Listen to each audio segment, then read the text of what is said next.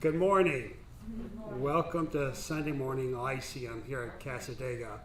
Very happy for everyone to join us. Again, those who are here physically, those who are here virtually, and of course those here spiritually.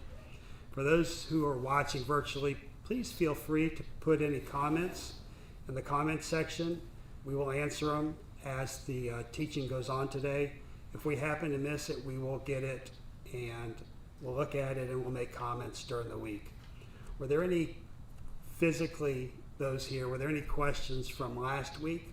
Or do you have any questions regarding mediumship before I bring up our teacher? Any questions? You told them to save them for me. That's true, I did. All right, if you have questions in the virtual world, please put them in the comment section. I'd like to bring up our teacher today, the Reverend Judy Cooper.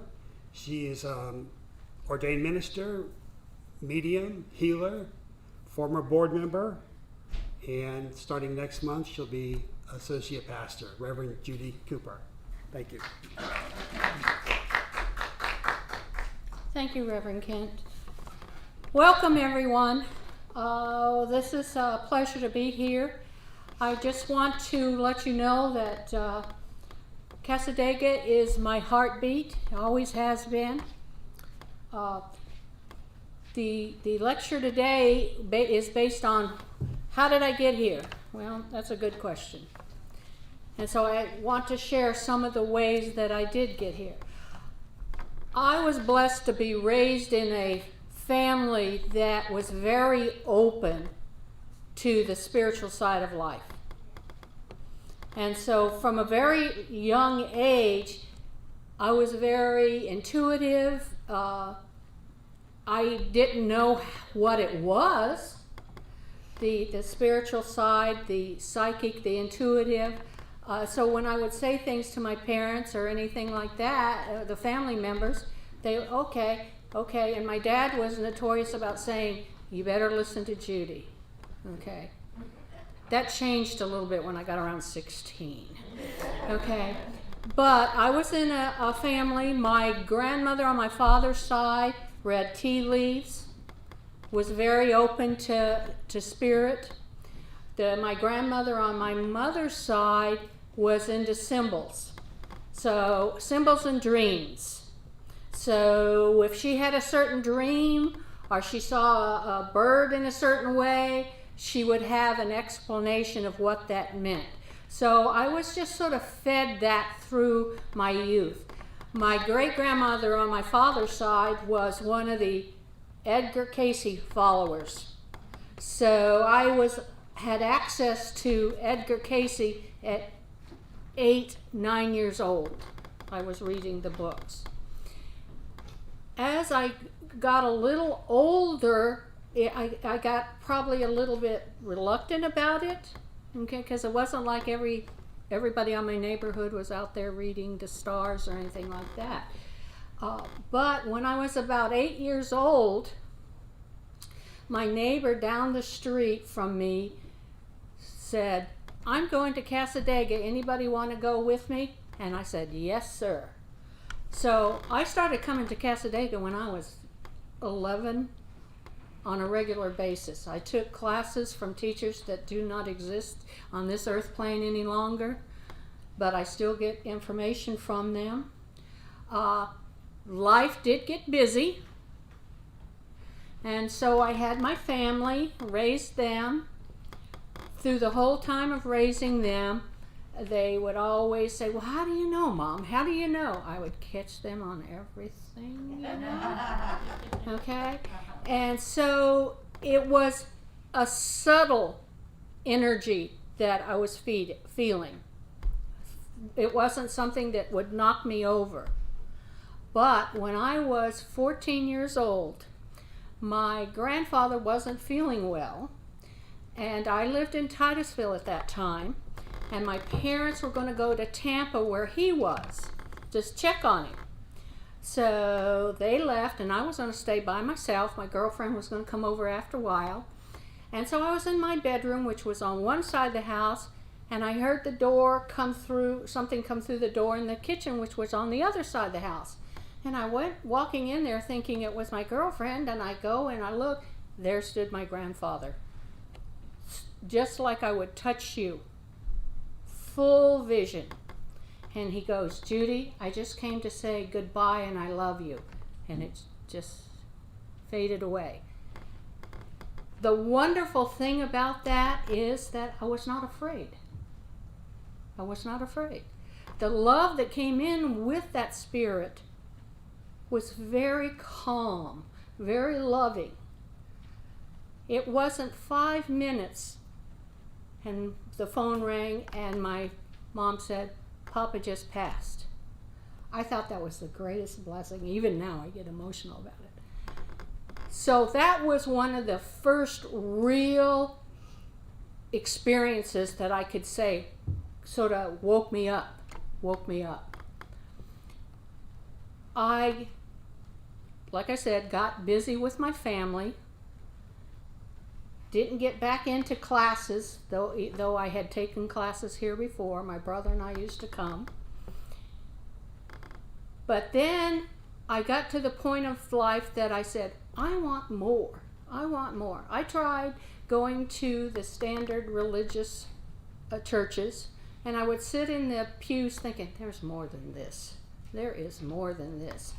What we were being taught stopped at a certain place. There has to be more than this. And I went to Bible classes, and I would always ask those questions that the instructor would say, Judy, you just have to accept it on faith. Well, Judy doesn't do things like that. I want experiences. I wanted experiences. So that's when I started coming back here and taking more classes. I went back to school after my kids got older and became a paralegal, and I was working in a law office, worked in a law office for many years. But as I was taking classes and evolving on my spiritual path, those energies from the legal foundation just didn't resonate with me. I was taking too much home, too much pain home. So I quit and started taking classes and putting all my energy into my developmental energies of spirit communication, attempting to understand just what the gift or the talent, whichever way you want to call it, was that I had. Because one of the biggest mistakes we make that we're intuitive or sensitive, we don't know how to handle it. We don't know, the path. We want to jump out and be like the Long Island medium and just stop everybody in the grocery store and tell them all these things. But there's an ethical side of being a medium. You have a responsibility. You just can't just throw messages out to people. That's why in Southern Cassadaga we teach that you have to be invited. You have to be invited into people's energies. One thing nice about groups like this is that by you coming in and sitting here, you've invited us. Okay? Because you're open to it, which is wonderful, The foundation of developing your mediumship or your spiritual path, there is instructions. There is a developmental path that each one of us has taken, and everyone that wants to develop their abilities must take. First of all, you need to learn to protect yourself. You don't need to receive everybody's opinion from the other side. Okay? You really don't.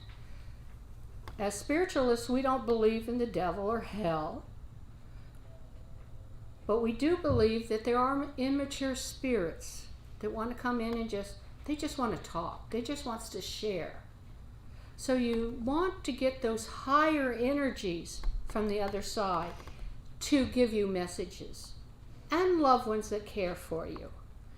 One of the examples I have is that, say that you have had Uncle Charlie that was a gambler or a horse thief, and he comes in a reading from somebody and starts telling you all these ways that you can make money. Who's going to follow it? You don't need that energy. You don't need that energy. Okay?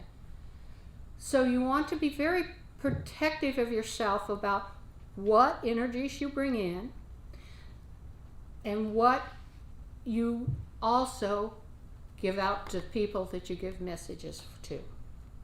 I would encourage any of you that are thinking of going into this type of path not to give messages to anyone until you learn to protect yourself and the ethical guidelines that you need to do this. There's a great responsibility with this. Great responsibility. So you need to be aware that based on natural law, the energy you give out comes back. So you want to give that positive energy out there because you don't want to be hit in the back of the head with whatever you did. I would call myself a clairsentient. What that is I sense spirit. That is how I started with this, except for that example I told you about seeing my grandfather. I sense spirit energy. That's how I started. So with that sensing, it's like, oh, I can sense that there's, somebody here, and she wears big earrings, okay? And then that I can sense things.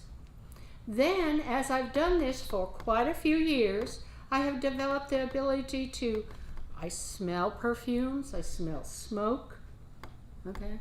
Wood.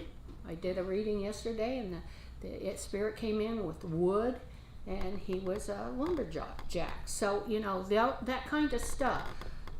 I can see spirit now. I can hear spirit now. But that isn't where I started. It's the way I was taught and how I developed. And everybody has the psychic side of them. Everybody has that. That's our sense of survival. Early men had to be psychic to a point just to survive. Being able to communicate with spirit is something we can develop, we can grow on, based on some of our individual personality traits. All right. Not all the mediums read the same way. I imagine you guys have gone to different mediums, and it's like everybody does it differently. That's a good thing. That's a good thing. Because then, when you go to a medium and you are drawn to that person, you know that person has the ability to connect with you in a way that resonates just with you. That's the thing that we learn as a medium. We learn to be able to be receptive to the energies. All readings are energy. All readings. Whether you want to, which we don't do, tarot cards, crystal balls, it's all energy. So you need to remember to bring in that positive, higher energy to get the clearer and the most precise type of communication. One of the things that's very important as you develop your abilities is to remember that it is not up to the medium to convince anybody of life on the other side. It's up to the spirit to do it. Your job is just to give the message. Just to give the message. You don't need to reiterate what you just said or become a bit of a bully. This is what they said. Now you need to listen to it. No. You deliver the message. and let Spirit take control from there. All right. Spirit has a way, when it comes through with our readings and our messages, to use what we know to express some of the messages that they want to give us. Okay? Now, if I have a individual client sitting there, and all of a sudden I have a vision of my younger son, and then this young man comes in, I know that he's either the youngest or he has some traits like my son. And usually the trait they have, especially with younger people, when this comes in and they show me my son, sweet guy, good guy.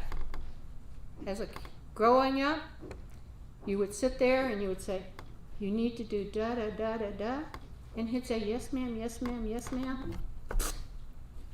It didn't ever happen, you know, but he was that way. So when that image comes in, and I explain to the sitter, well, I have this man, and he'll listen to you, but he always does his own thing, and oh, that's my younger brother. That is what's the trick of being, if you want to call it a trick, of being a medium. Just convey what Spirit has to say. Don't always try to understand it, because the message isn't for you, you, or you. It's for them. It's for them. I, from the very beginning, wanted to have a light energy around my readings. I want people to walk away from my readings and be happy, or to be a little bit more content, a little more satisfied. I don't want them to walk away with thinking, oh my goodness gracious, what am I going to do? All right. In my readings, I always say, I don't ask for anything we can't change. Okay.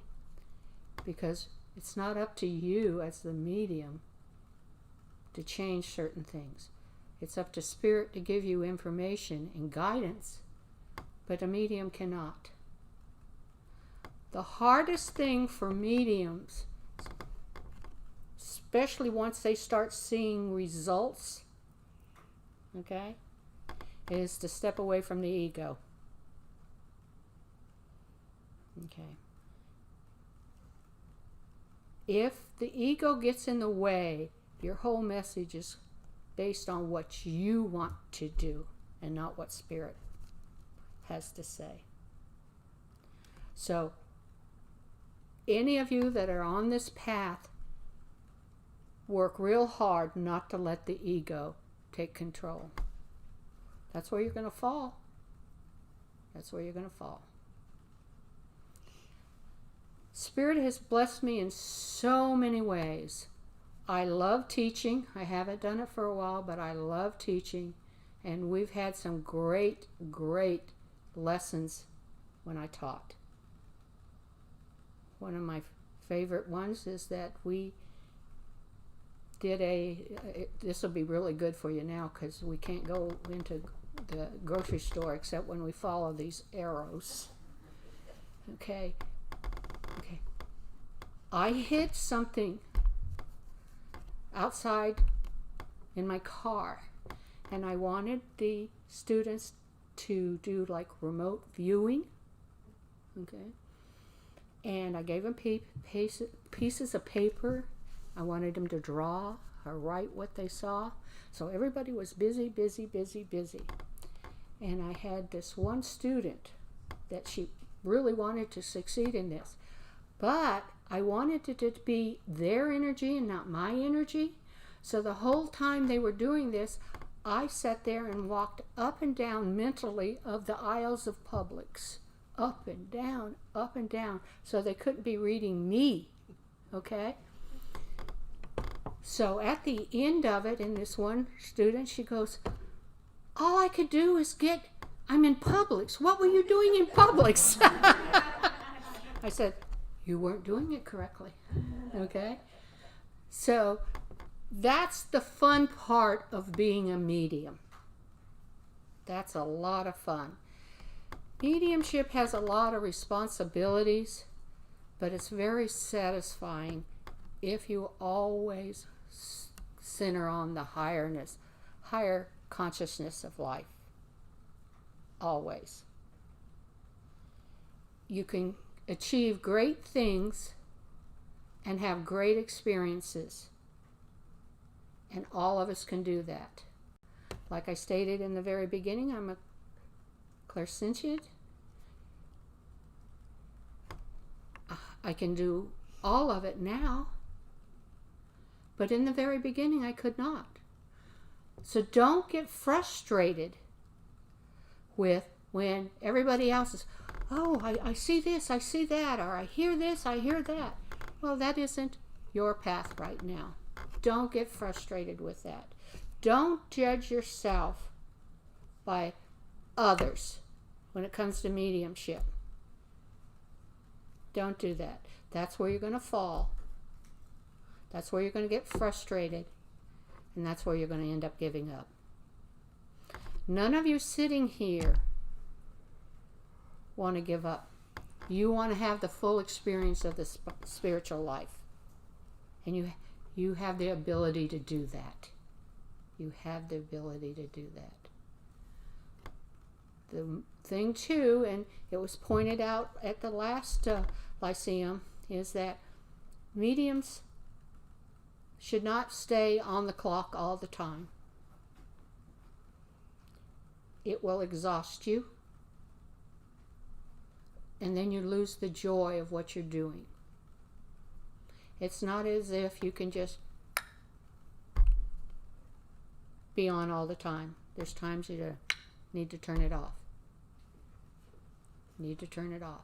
And if you develop and you get certified and you start reading, my caution is that if you do a reading for someone and you've given them all the information you have, make sure you cleanse yourself and turn it off after they leave. Okay? Because clients, people in general, are so eager to hear from the other side, from those loved ones. They'll can call you 2 days later and say, well, what is Bobby telling me about such and such? Well, I'm sorry, I'm not connected with Bobby right now. But that's what happens. It's just that people are hungry to know that their loved ones have just gone to the next room. Just gone to the next room. But I encourage you all to keep on your path of developmental energy. Keep on that path. There's no mistake that any of you are sitting here, are listening. There's no mistake in that. You are pulled here for a reason. Whether we understand it at one time or not, there is a reason. When I first started, I was sitting in the temple, had no intentions of really developing this. And a medium from in fact, she was a pastor at that time, on a Wednesday night, gave me a message. And she came to me and she looked right at me and everything else disappeared. She was so tunneled in on my energy. She goes, Judy, one day you're going to be standing up here doing this. Okay? I thought that was sweet. I wasn't going to do this. Okay? But look, years later, that's exactly what I'm doing. The universe has a way of pushing us on our paths if we allow it. John asked the question a couple of weeks ago, why isn't everybody more open to it? Two things. Fear and ego. Let's take ego first. Ego has a way of building a wall between what we sense and what we know. Okay? and that what we know keeps us from moving in the direction that we should be. And fear is, oh my goodness, is something going to open up that I don't like? So everybody pulls back. Everybody pulls back. With that ego is also a sense of control. People don't want to give up control. Okay. But as a medium, you're giving up control to a point. You really are. You're turning it over to spirit. Okay. So with that, rest in where you're going. Rest in where you are. We create our own reality by the way we think today.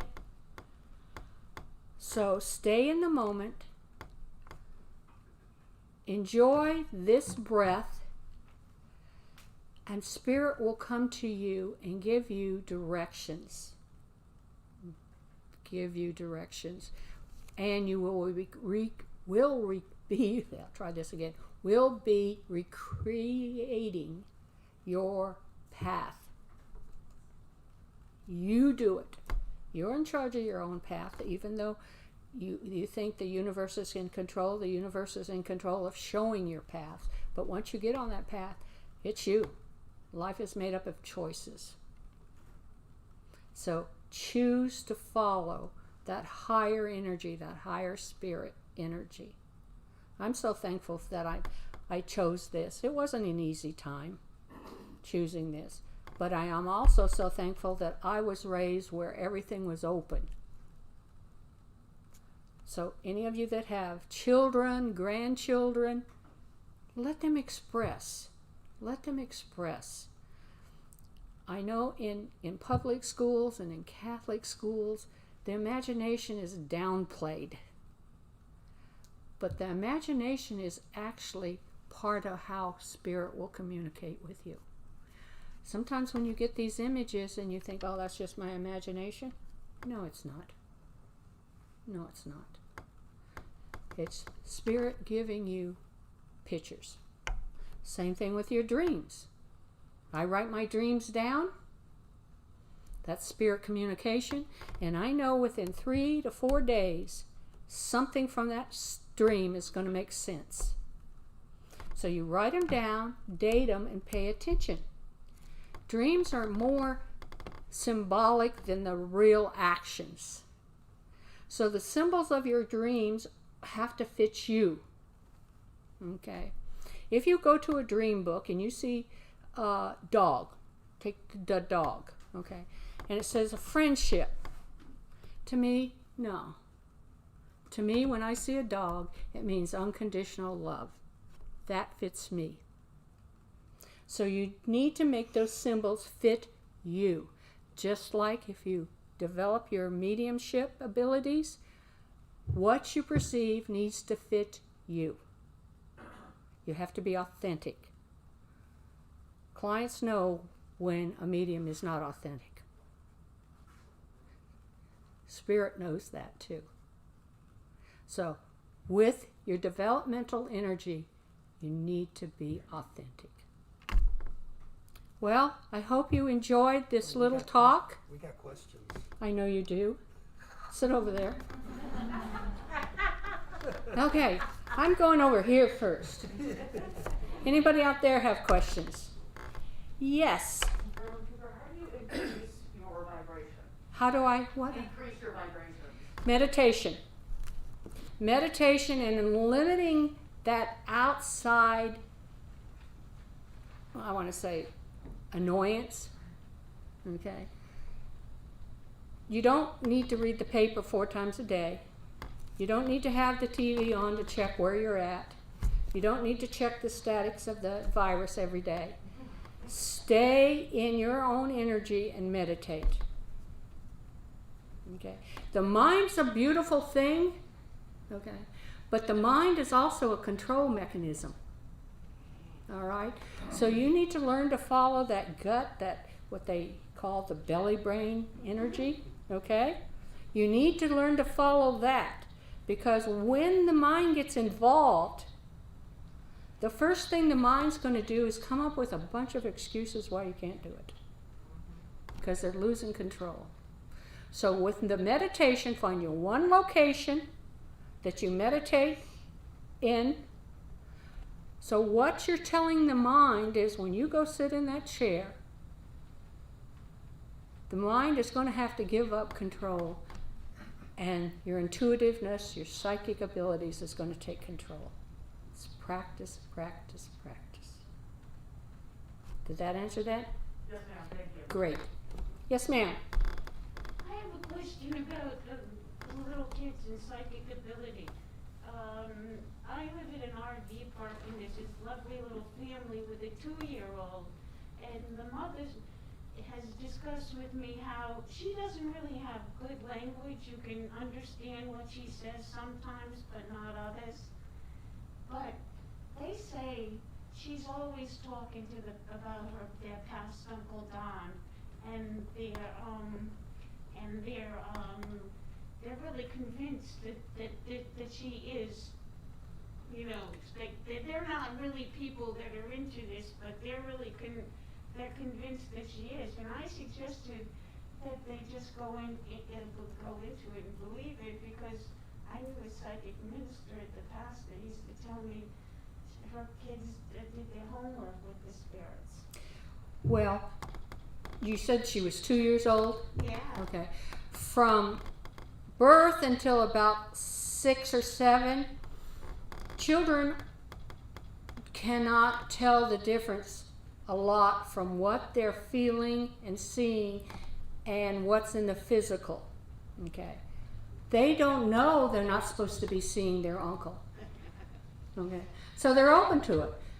And the fact that she can share that is wonderful, because that child is going to develop the confidence that what she is receiving is a positive energy. So children are more intuitive than we allow them to be. Going back to that imagination. Children don't know that they're not supposed to see the uncle. Children don't know that sometimes that makes them different. You know, they don't know that until they get up older and they start seeing the boundaries. Okay. Going back to John's question, that's the reason we're not so open. Because there's all those boundaries around us. Any other questions? All right. Your question? How do you build a rapport with spirit? The same thing I said to Meditation. meditation and talking to them, receiving what they're giving you. If spirit comes through all the time and you're challenging what they're saying or trying to analyze what they're saying, spirit can be very prideful at times. And spirit will just say, I'm not talking to this person. You know, I'm not doing it. And so as you practice, you're building a rapport. You're building a trust. You're trusting what Spirit's giving you, and you're trusting how you're interpreting what Spirit's giving you. It's just practice, practice, practice. I have one story I want to tell you before we finish up here. When I first started doing readings, I had a group of ladies come in. And at that time I was a little, I'm not sure. And this was like, maybe 6 months into where I was doing them on my own. And a group of ladies came in and they wanted readings one by one. So the one lady came in and sat down, and she was a delightful lady, and Spirit started coming in, and I said, I have a spirit here. And she's saying, the Sisterhood of the Traveling Urn. And I thought to myself, and Spirit, I said, Spirit, I can't tell this woman this. Did I misunderstand what she was saying? And she goes, "No, tell her the Sisterhood of the Traveling Urn." So I said to this woman, "I'm just going to give you what this woman is telling me. I believe her name is Connie, and she's saying the Sisterhood of the Traveling Urn." The lady just busted out laughing and crying at the same time. Connie was one of the group that had passed not a year ago of cancer. And one of her last requests was, "Wherever you guys go for the first year, I want you to take my urn with me." Okay. And she goes on to say, "Connie's out in the car." That was so rewarding to her to know that Connie came through that way. But also, it gave me a sense of, I can trust Spirit. No matter how it comes through, I can trust it. I would have never thought the Sisterhood of the Traveling Urn. That wouldn't have been anything near my mind.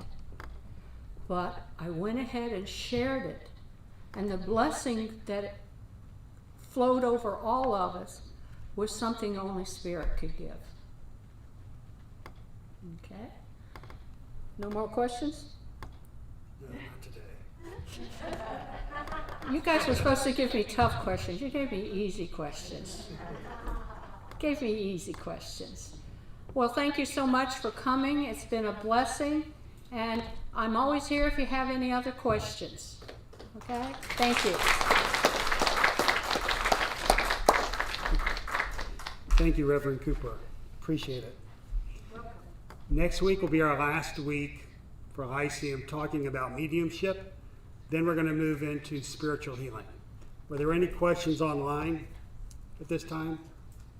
No questions online. Okay. Thank y'all for being here today, and we'll see you next week. Thank you.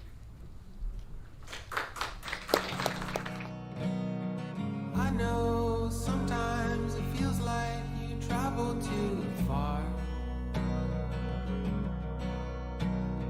finding your way with only the light of stars. Constellations point toward your sacred kin, helping each other to find our unique medicine.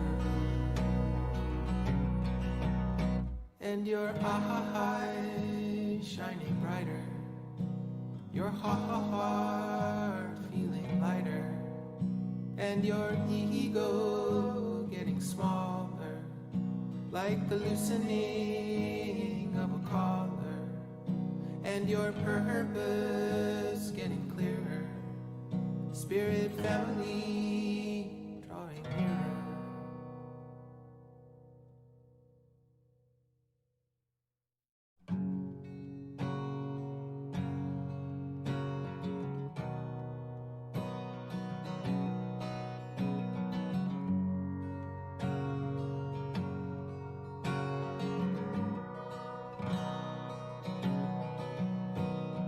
I know a man who's always expecting a prize,